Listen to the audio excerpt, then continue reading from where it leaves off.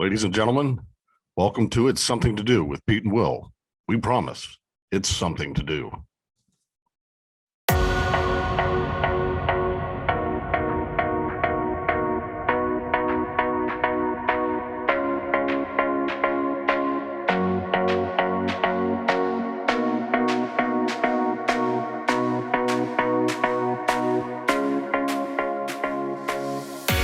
Welcome back to It's Something to Do with Pete and Will, and we promise we're going to do something. We're still doing it.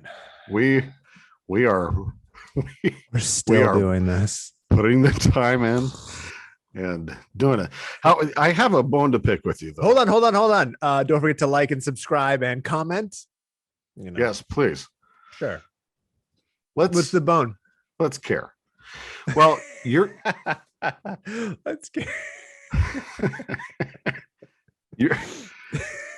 Your photo and ours is so much better than mine. So I wanted to use my headshot from when I was 19 going out for a television show. You should do that. Oh my God. Lock up your daughters. Don't let your wives out. Yeah. Look at that guy. Oh, you look like you're doing a Lorenzo Lamas impression. Yeah. Google him if you don't know who that is. Check out Renegade. Look at that's even worse. Wow. Oh, and there's an inside. Oh, it folds out. Yeah. Now what were you like? What kind of work were you hoping to book with those headshots? Well, I was living in Orlando, and what was the name of that reality show? The Real World? The Real World was shooting down there, and they asked if I wanted to be a part of it. And what happened there? Tell this story. Well, they came to you, or you saw like a thing and you were like, yeah, sure. What the fuck? Why not? Yeah. Somebody approached me and said, do you want to do this? So, I went and hired a guy and I worked at that time. Clearly, based on those photos, is fantastic. Yeah, exactly. I worked at Banana Republic, and they gave me all the clothes to wear, which was very sweet of them. I mean, so then what happened? How did you not wind up on Real World? Well, it's like anything else. You audition them, and then they were like, ugh, just kidding. Yeah, they like you or they don't. And they did not like you. Well, I wasn't controversial enough. Just like this podcast, we have to be controversial, and we're just not doing it now. Well, yeah, that's true. You could. I mean, it's easy though. Now it's just so easy. To be controversial. Well, actually, I don't know. It's easy to be controversial. It's easy to say something controversial if you're willing to take the shit for it, which a lot of people have no problem with, right? But I would be curious to know if casting directors for those reality shows can see through that bullshit, because it's easy. I feel like, there was a period of time where it was kind of easy to get on one of those shows if you just knew what to say the right thing, and you would wind up on television, and you would have to be a crazy person. Not a crazy person, that's probably insensitive, but you'd have to come off kind of like wild and unhinged. And now that's what works. Right. Now I wonder if people see through that, if casting directors can see through that and go, this is an act. This is not for real. We want it for real, and you're not for real. You're putting this on for us. Yeah, and I didn't have that.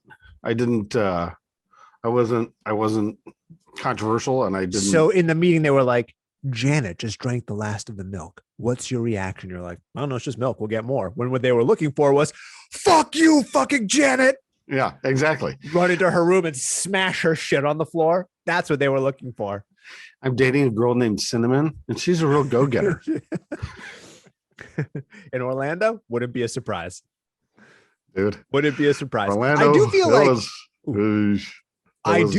I think that there's I had this revelation when I was working at E shooting stand-ups with Ryan Seacrest while he was doing the Disney Christmas parade, which they would shoot in like September or October or something like that. It's 95 degrees and everybody's dressed in their Christmas costumes. You can see these kids, they're doing it. They're like dancing. They're really putting their heart into it. And I had a moment where I was like, there's no way all these people don't live together and don't fuck each other and do a bunch of drugs when they're not here. There's no way. Now, this might not be like that huge revelation now. Everybody might realize that. Everybody might know it. But like a decade ago, 15 years ago, I was like, there's something seedy about all this. And I want to know what it is. Yeah. Well, yeah, especially in this I think culture. I can hear myself coming out of your other head. Put your other headphone in. I can for sure hear myself. No, you're. Are we having a technical issue here? I can hear me coming through your headphone into your. Put it in. Is that better? Yes. I don't know for you. Yes. Now I don't hear myself anymore. Oh, that must be wonderful for your wife. What? Not hearing you anymore. This is why I live in this fucking garage now. Did that make it better? I don't know. Maybe it's mine. I think it's you. I don't know. I was getting a little bit of No, I'm getting clean over here. Bleeding. I was getting bleeding. Oh, bleeding. Hey, there you go. That goes into our next. So anyway, I digress. That was my big revelation. That's what made me think like Orlando, man. There are stories to be told about Orlando. Yeah, I lived there. That's where I went to school. I spent a lot of time in that city, and it is unique I mean, Florida by itself is a very unique place. Mm-hmm. There's so many different, this isn't in my notes. There's so many different people that live in Florida, and you have no idea what you're going to bump into. I took a train from Orlando to Virginia, got stuck in South Carolina, met a girl on that train. Things got quirky, not quirky, consensual. Yeah. Okay. And I wasn't sure which way it got quirky. Like, which way? What does that mean? It got quirky. Like, you guys got it on, or things went south that she wound up punching me in the nose. No, we became pen pals. Mm-hmm. But we were talking in an empty cab on this train. Talking? But a hurricane had gone through. So we got stuck. So we're stuck on this thing for like 3 days. Mm-hmm. And they're trying to take one of the trains, or like one of the cabins off of the train, like remove it. But they can't do it with people in it. So they waited until we stopped cuddling to take it off. So it's an entire what's the words eluding me. What's the name of the train? Like the train car? The train car. They so the guys are out there. Now, is this like a passenger train car, like normal, it's a or was this like a box car, like a hobo? No, it's a passenger train car. Okay, just wanted to know. We're in the passenger section, but it's empty. And so when we walked up, and then it was empty only in the sense that there were no other people in there, but then it was filled with the sounds and sense of pleasure. Now everybody that knows me, please tune out right now. This is for strangers. And so I'm just kind of imagining a guy like in the vest. That's exactly. And the hat, looking in the window going, that's exactly what happened. Do you want to wrap it up here? We're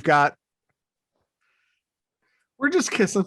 We gotta punch tickets. We don't have time for this. Oh, what a sweetheart. God. That's funny. That's really funny. Yeah, so we had to go back into other things, and then they removed that train car. Yeah, that's what they do when people fucking a train car. They remove it from the rest of the train, and then they burn it. I didn't say that. They push it into a giant inferno. They're like, oh, we'll never get that out. We got to just decouple it from the rest of the train and just push it into a fire. Yeah, it was jazzy. Oh my gosh. Oh my gosh. This is why I don't write a book. However, I'll tell it on a podcast. Yeah, I don't know. That seems like that would be a good story in a book. It's my like I said before, my dad keeps trying to get me to write a book, but there's a lot. Dude, what's holding you back? Why wouldn't you write a book about it? If you feel like you've got that much, like a memoir, if you've got that many, good stories, good life, life experiences, whether hilarious or sad or moving or relatable or whatever, why would you just write them down? You and I have so many situations that we've had with celebrities and things like that that can never be told. Why not? Well, because then you get sued. We're not going to get sued over talking about a Brian Regan joke. We're going to get sued if I talk about what people are doing. I don't know. I mean, maybe. I guess it depends on what it is, but I feel like memoirs, I'm not obviously a lawyer. I have no idea, but I feel like there's a layer of protection in that it's one person's memory of a thing. Plus, that would help you sell a lot of books. We call me a lawyer. If you were like, whatever. Our lawyer. If you said, I don't know, just whatever, random celebrity, I don't know, Johnny Depp did X, Y, and Z, and then he tries to sue you, that's great publicity. You can't buy that kind of publicity. Yeah. Not doing it. And listen, anything I know about you stays in here. Anything you know about them stays in here. Oh, and I wrote down I have to be sweeter to you because I felt like I was being mean, and I just wanted to be sweet to you. I like your eyebrows. That's thank you. Thank you. I did not feel like you were being mean. Well, it's hard. Last week we were talking about the movies that I had to watch for the Oscars, and it doesn't go. And I've realized this talking about shows, because we've had this happen now several times, where talking about a show that the other one hasn't watched, we might as well not even fucking do it because it goes nowhere. It goes nowhere. And I could feel it. I could feel it going nowhere mid thought, but it was like, well, at mid thought, might as well follow through with it. I've got a bowling ball and I'm throwing it in a lake. Yeah, exactly. I'm just gonna pound my head against a wall. Yeah. And hope that it makes ice. It's not going to happen. I had to make sure that you're a sweetheart. You're a very close friend of mine. And I appreciate that I'm in your upper echelon. And I'm sorry that I give you shit. You misunderstand your role in this relationship. Nope. You misunderstand. You misunderstand your role in my life. Oh shit. Oh yeah, that's right. Relationship. That wouldn't make any sense. Yeah. That's funny. What did you write down this week? All right. Just a little backstory. Obviously, Pete always comes with a card that he pulls up. Sometimes it's covered in blood. Sometimes it's feces. Sometimes it's vomit. Who knows what happens in his house? But he's like, anytime he talks to me, he's like, I'm writing all week. So I'm always curious to know what you spent your week doing. So let's see what's on the card this week. There's a lot. But the first thing is, have you ever been in a situation where there's something that everybody knows that you don't know? It's just like common knowledge and you didn't know it. And I'm sure. And then it's brought to your attention. Excuse me. It's brought to your attention and you're like, oh, I didn't know that. Well, that happened with Bridget this week. Uh-huh. What was the thing? Ham.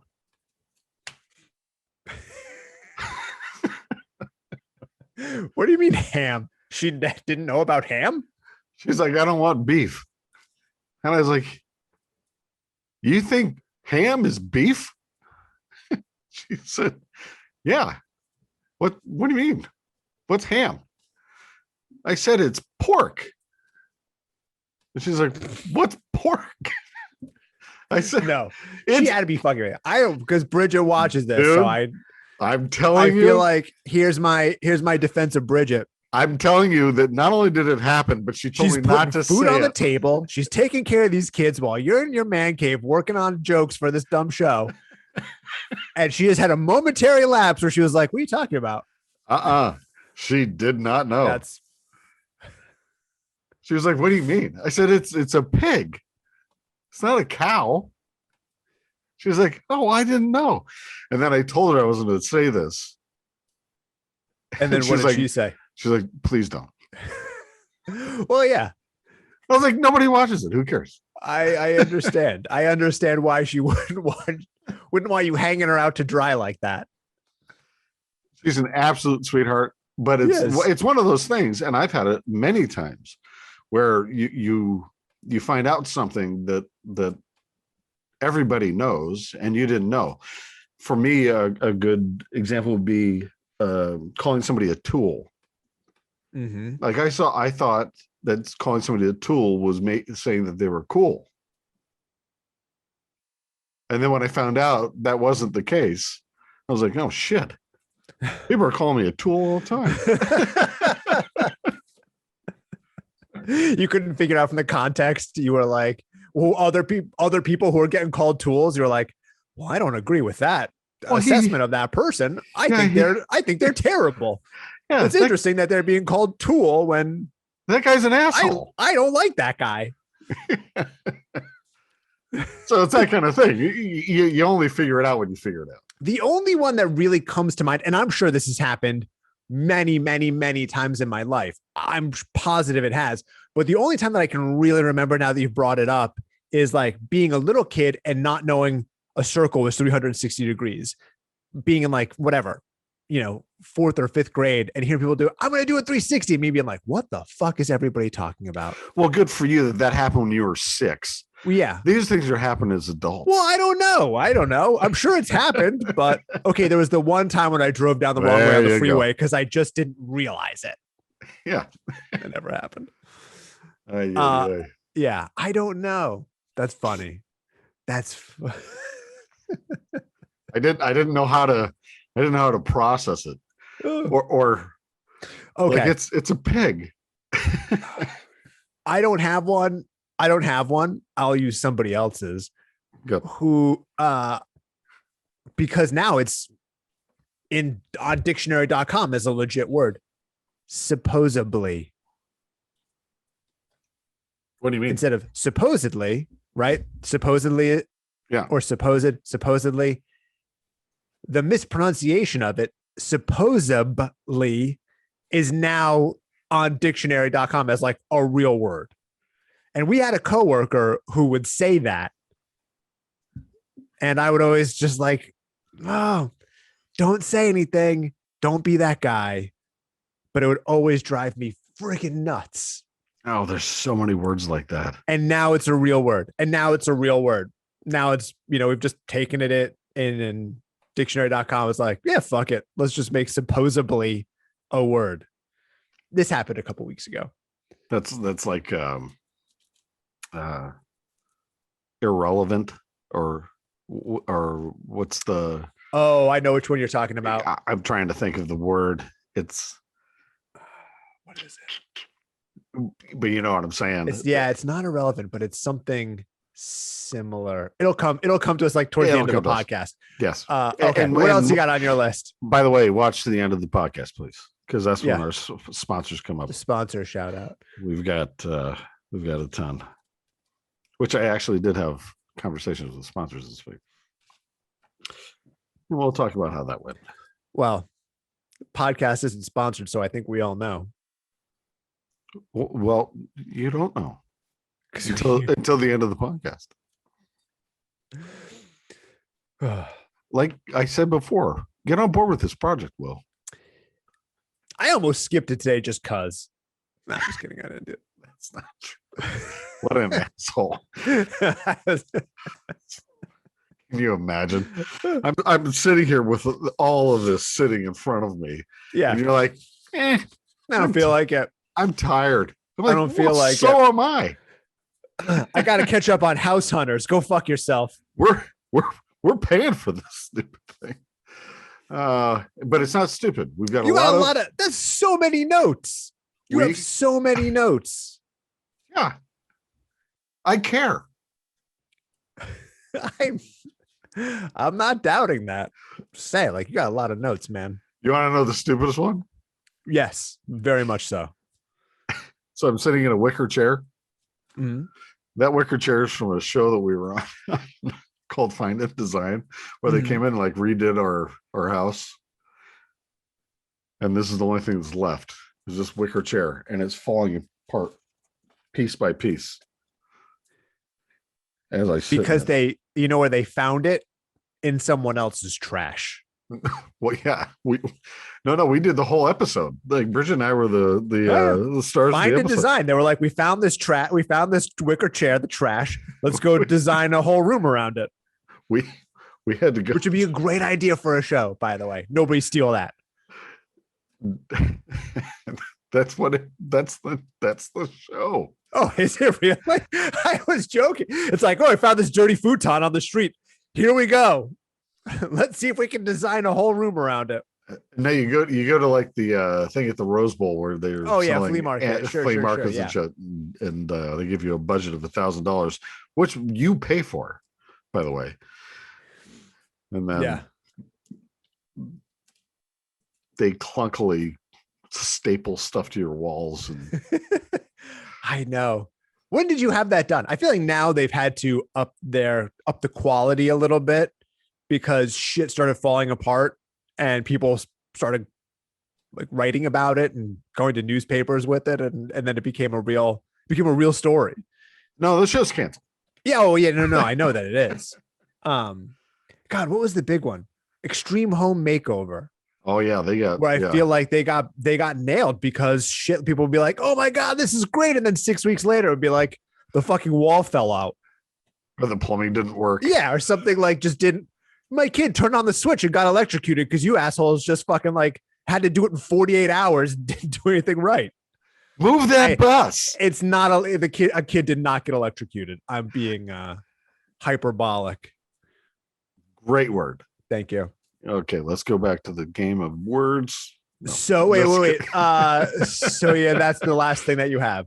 I mean, no, I've got a ton. No, not as far as your story. That's the chair is the last thing you've got. When you guys went through the room renovation where they found all your stuff in the trash, were you happy with it? Did they do a good job? Yeah, initially, but the way that these shows work, you have to, as we both know, because we've shot all this stuff, you go in and it's got to be oh my gosh, the revelation of this room. Yes. And they're like, okay, let's take that again. I'm like, I only had one of those. That was the good one. I'm the Robert De Niro of shitty home makeover television. Did you know me before we did this? Because I got to come back in there and I'm like, yay. Wow. The wicker chair. You guys painted a desk. Did I come to your house to watch the episode air? Yes. Now I remember this. Yeah. And they ended it with me and Bridget on my scooter. Remember I had that scooter? That's right. Yeah. Yeah. Almost wrecked that thing. That was the shittiest scooter. Well, was it a buddy? Was it called a buddy? What do you mean? The Genuine Buddy scooter? Or no, it was something else. Oh, I remember. I remember. It could have been. I mean, it was. No, it wasn't. I remember it. Yeah. Brand new, $800. I remember your friends at the bar stuck it on top of a dumpster. No, they put it in the dumpster. Oh, in the dumpster. And I could get it. This is how crappy it was. I could get it out. It's like 45 pounds. It felt totally safe. But it went 35 miles an hour. Yeah. There you go. That's funny. Oh my God. Don't drive scooters drunk. I'll tell you that. Oh God. I have a scooter. I have a scooter, and I mean I haven't ridden it since I had the kid, but but you've got a nice one. Yeah, no, it is very nice. But it definitely I've gone and had a beer or two or three with a friend and then gotten on it and been like, this was a horrible idea. This was a horrible idea. It's the stop sign. because you get to a stop sign, you forget you're on a scooter and you fall over. Much easier to throw up out of, though. Oh, if you're that drunk. None of these things ever happened. No, God, no. Oh, God. That was the one and only time that I ever went for. I was like, yeah, it'll be great. I'm going to ride my scooter. I'll go have a cocktail and then I'll scoot home. And halfway through the trip home, I was like, oh my God, I've got to get off this road. I've got to go onto like a much slower, smaller road. I was terrified. My Dayquil's not working. Son of a bitch. Well, you didn't drink enough of it, obviously. All right. You know, these things also have a mute button. Yeah, no, but I think it's endearing. Oh. We're every person. Yeah. The other thing was Grant. Oh, that's the book. Oh my God. This is the part of the conversation where we talk about civil war generals. I just figured I'd read 2 chapters. Because I'm trying to get through it so we can get our Broadway play on, because everything we touch is turning to gold. So let's start here. This is all I've got as far as lyrics go. His name is Grant. He's not an ant. He was a man. Hang on. Let me write that down. Copyright. Don't try to steal that, Lin-Manuel Miranda. You're better than that. Well, it's here now. We've got this professionally. Oh, for sure. We're gonna be rich. His name is Grant. He's not an ant. I don't know. You need to read this book. Or do I? You hurt everybody's feelings.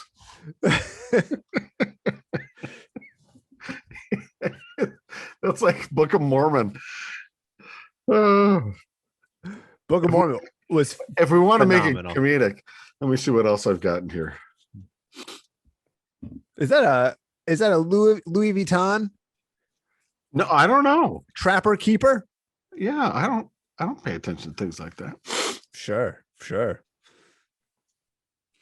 There's a last notes. That looks like one of the things that like my great grandmother had when it was like we had some money and they bought this like Louis Vuitton stuff, and then it gets handed down to like, you know, like my parents' generation. And you're like, what the fuck am I gonna do with this? Yeah, I've got like, do you want this? When I was like, you know, when you're a kid, you're like, don't you know that everything I touch gets ruined? Yeah, it goes in a backpack and it gets destroyed. Like I can't even wear nice clothes to work because they get fucking ruined. I'd rather a Velament. Do you guys have Velaments anymore? A Velament. What is that? It's like a little hard candy. Oh God. Your grandmother's always had her. It's like a Werther's or a Velament. Yes. We always had like my grandmother always had like a ribbon candy. Oh, that's better. A Velament, there's no payoff. A Velament sounds like, no disrespect to the Velament, it sounds like it would taste like a menthol cigarette. They're sponsors. Oh, and they're menthol cigarettes. They're canceling menthol cigarettes apparently. Apparently. I don't know how that's going to go. I just saw that. I don't know why. When was the last time you saw somebody smoking a menthol? Well, I haven't left the house in a year, so it's been a year and 3 days. But even before that, who smokes menthols? I mean, people do, obviously. Flavored cigarettes. Way to walk into it. I've got a pack right here.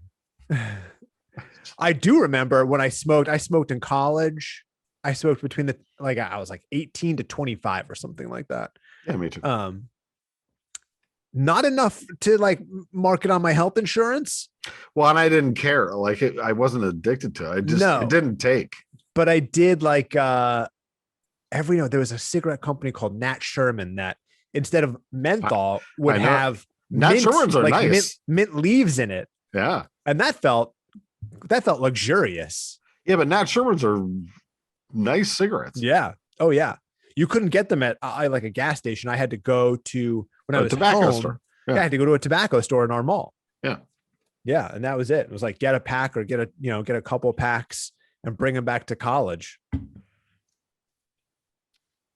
That was my experience with flavored cigarettes. But I guess they must be just trying to go after like kids smoking, right? Like we got to keep kids from smoking. So let's do away with cotton candy flavored cigarettes. Well, Is that's that a thing? that's I don't know. That's yeah. the thing. Well, yeah, that's the vape pen It's the situation. vape pens, yeah. Is everything, it smells and tastes like strawberries, but Yeah. in actuality, it's got THC and all that shit in Cancer. it.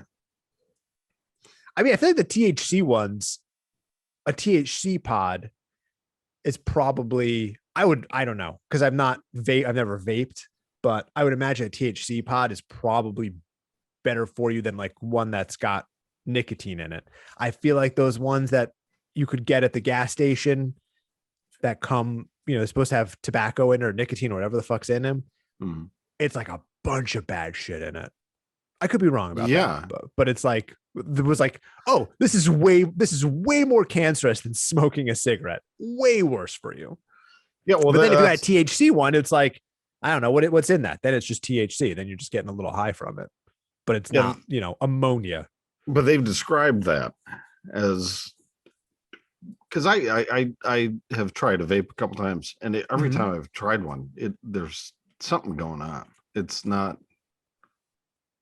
Was it THC or was it like a nicotine one or tobacco? I don't even know. I've tried both. Mhm.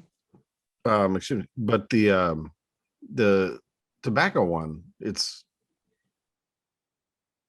there's something clearly being done. Yeah. I haven't read a lot, but I think it's supposed to be way worse than if you had just smoked a cigarette. Well, good. I don't know. I don't care. Fucking cancel all of it. I don't give a shit. Yeah, me neither. Smoke. I think I smoked maybe like there was a Thanksgiving 12 or 13 years ago that I got wasted. I was like, I used to smoke, give me a cigarette. And I had a cigarette. And then immediately I was like, that was a massive mistake on my part. And then immediately felt sick. Well, that's the thing is if you don't like so hungover the next day. That's the thing. That's what I was going to say is because you and I can have a couple cocktails and things like that. We're fine. No issue. However, if you smoke cigarettes with it, game over. Game over. Next day. No. I feel like the government should be paying us for an anti-smoking PSA. No, they're one of our sponsors. Oh, okay, good. I just wanted to make sure. We'll get to it at the end. I don't want to do any of the heavy lifting for their anti-smoking spots without getting my beak wet. Yeah, we're gonna get our beak wet. We're making millions. This is a hit show, by the way. I just want everybody to know. I just need to plug that in. I wrote down. This is so stupid. They call it the redneck rattle because I'm from Virginia. Mm-hmm. And so there's, people could potentially call me a redneck. I don't have an accent, but I can throw one on for you if you need to. It's all good. I'm here and I got it. I've been around. It's not my first turnaround. However, the redneck rattle is OxyContin's in somebody's pocket that they're selling. Uh-huh. And unfortunately, my redneck rattle is Lipitor. and my multivitamins and vitamin D and shit. I can get a hold of any of that stuff. Although you had Dayquil pills were right there. No, that you drink that. I had some today. But you can get it in a pill. But I blew my nose, so I didn't take enough. No, I'm just saying, like it was right there. Your addiction to Dayquil. But it doesn't rattle. Oh, they don't? The pills don't rattle? No, the gel caps. I don't know. Well, come on. I've never even seen a Lipitor before. Lipitor's pill. Keep up, man. It's going right over my head. I don't know what you're talking about. If you had been like Viagra, I'd be like, oh, all right, I got it. At least I've seen those. Yeah. in your mouth.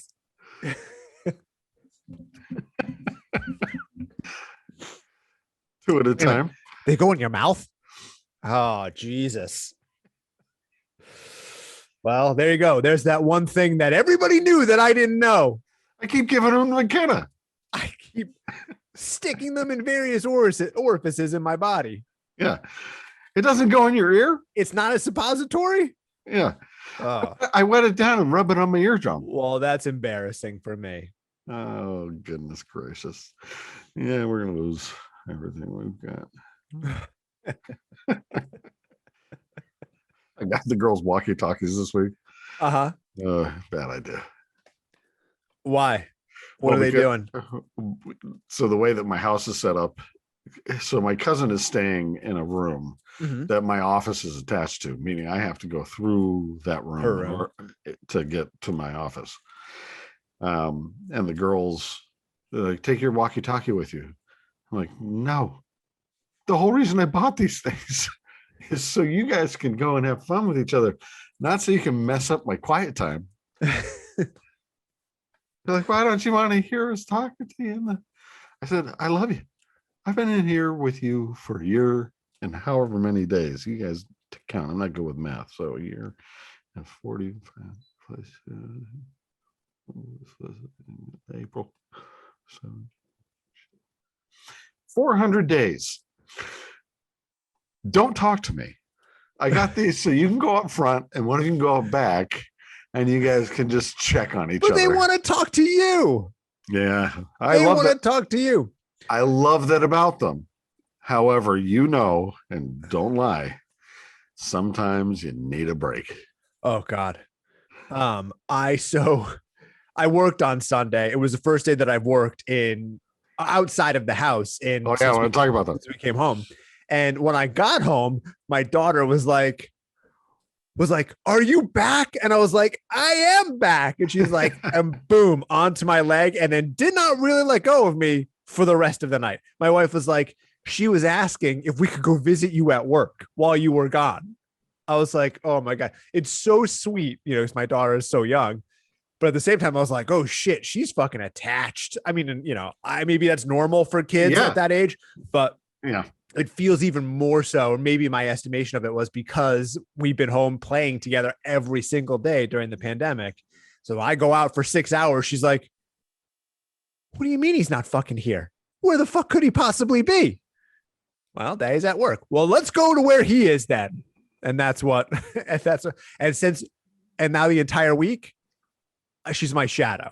Not that she wasn't before, because she was, but now it's like she's physically like touching me the whole time. Yeah, okay, listen, little one. I love you. Get off of me. She does not understand. She does not understand. Or she does, and she's like, nah, I don't care. What are you gonna do? I'm here. You're here. I'm coming with. I was like, she's finally like potty trained to the point where I know, and people who don't have kids, you're not going to understand this. This is going to be totally irrelevant to you. But we put her in underwear yesterday for the first time. She made it through the loose fitting pants phase of potty training, and now she's in underwear. And so I was like, okay, well, you know how to go. You could go to the bathroom. I'm going to go to the bathroom, and I'm just going to go to the bathroom by myself. Close the door. Lock it.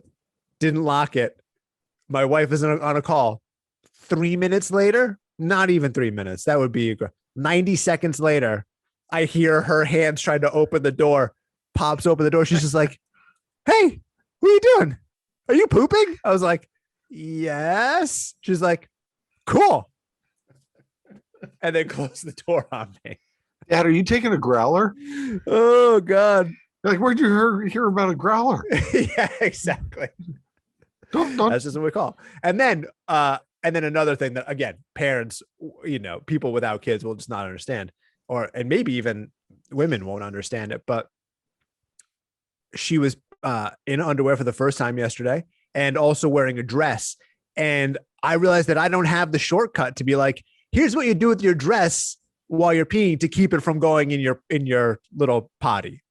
I was like, hold it up, try to get the other side. And it's like too much for her. She's like, I don't know. I can't, I don't have it.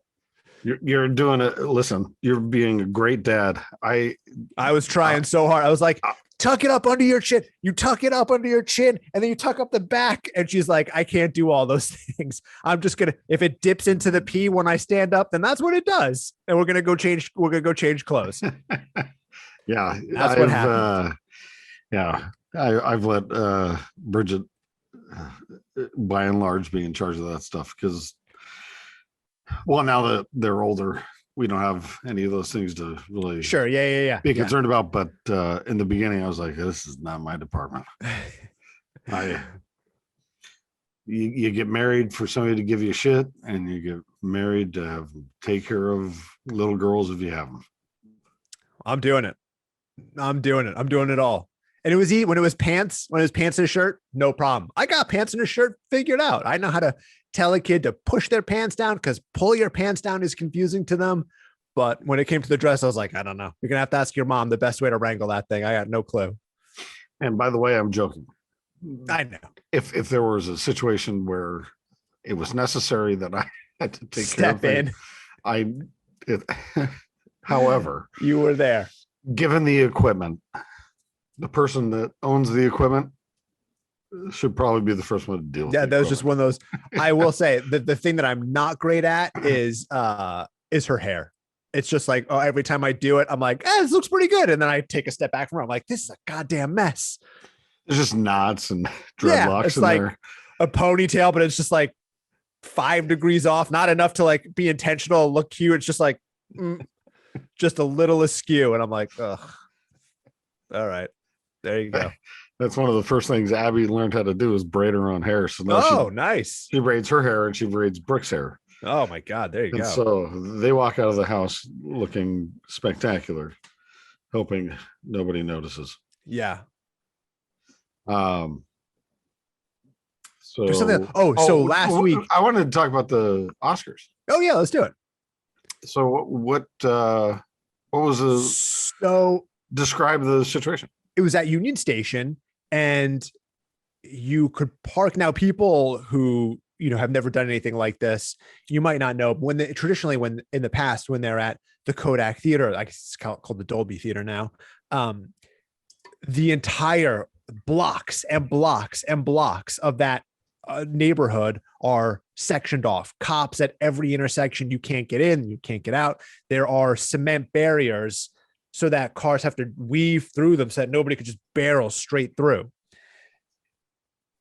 At Union Station, it's a little bit different because it was a functional station. They didn't shut it down. There were some crimes over there, weren't there? I understand that people were getting held up, people were getting mugged.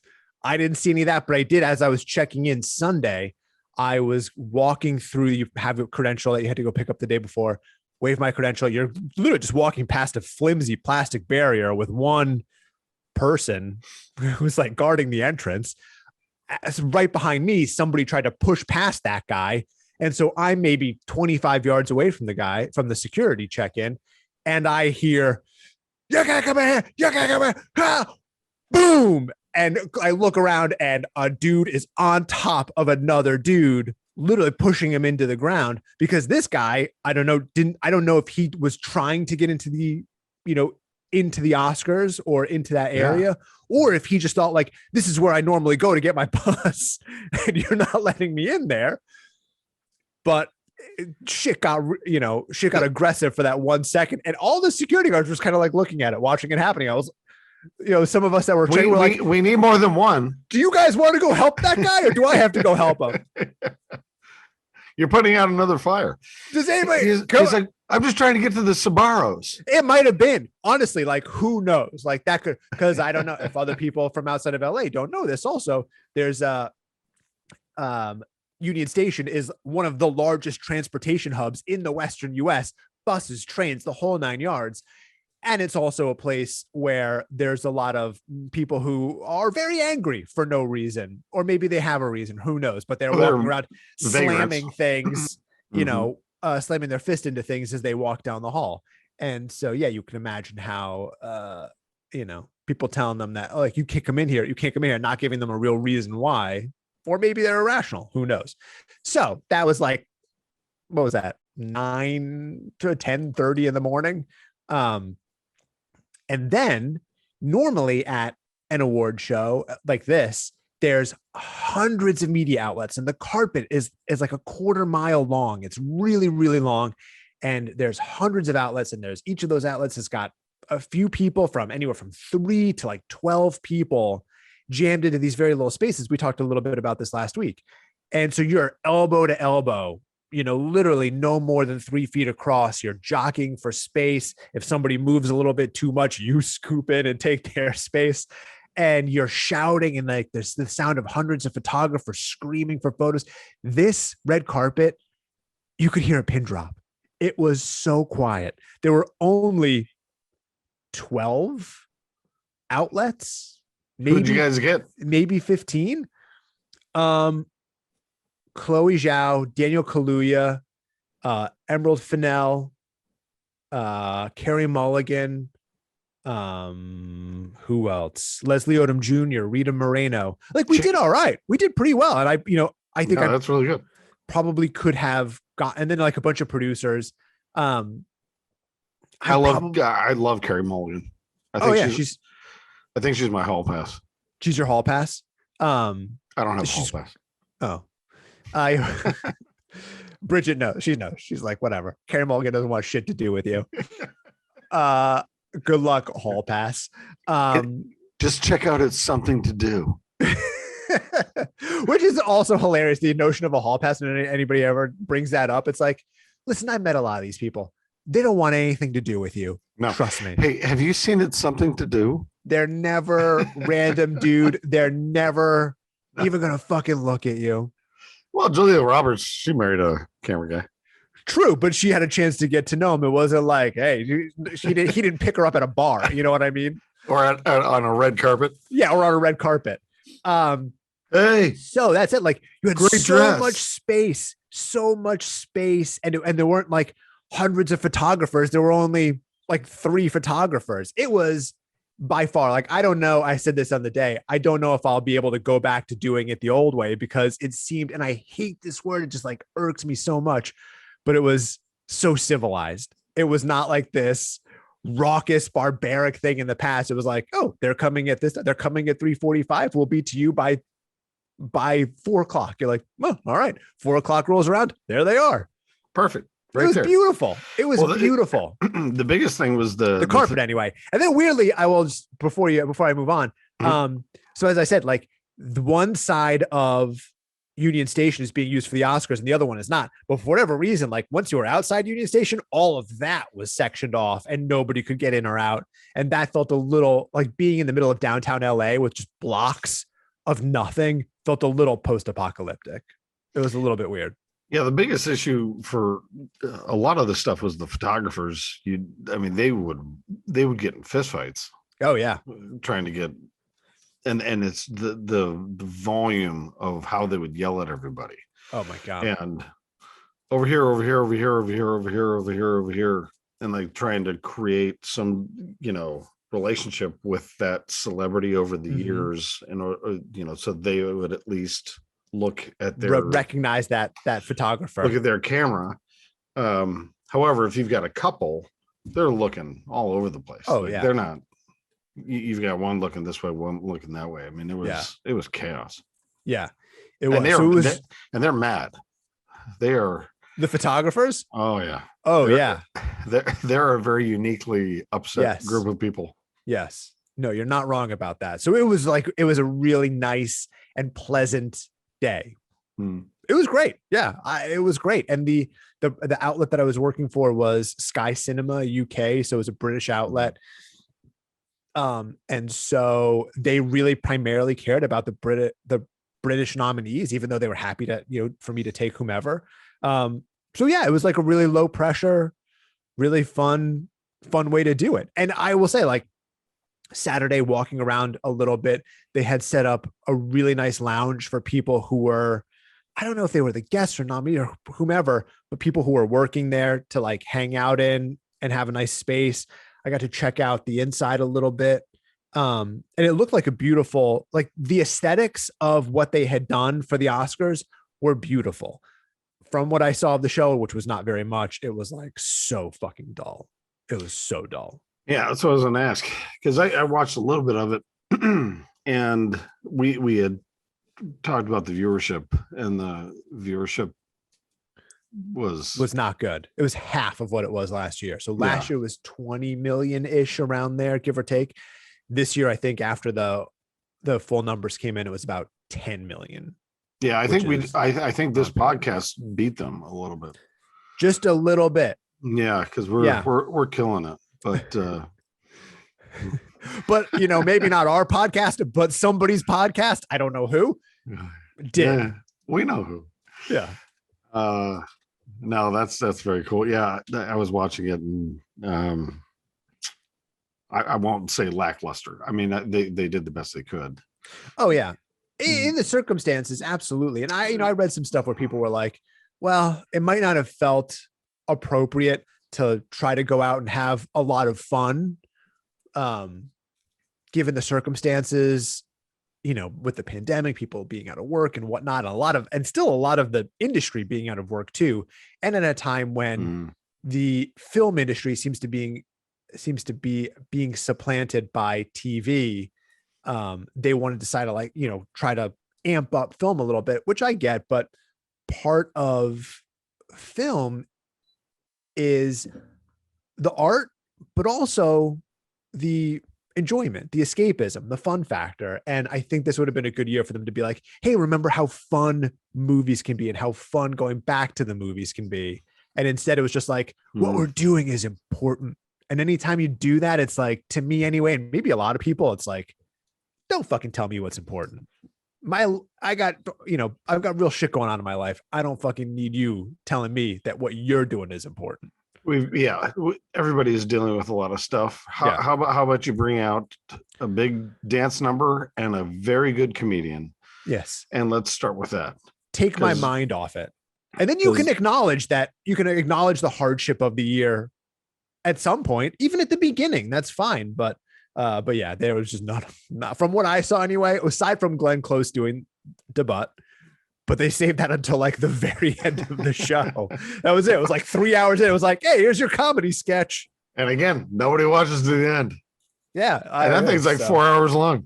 Oh my God. But I thought aesthetically it looked really beautiful. That's, it was beautiful because it was Soderbergh. Wasn't it Soderbergh that directed it? Yeah, he was one of the producers. They shot it in a different aspect ratio than television's normally shot in. They shot it with different cameras than television's normally shot in.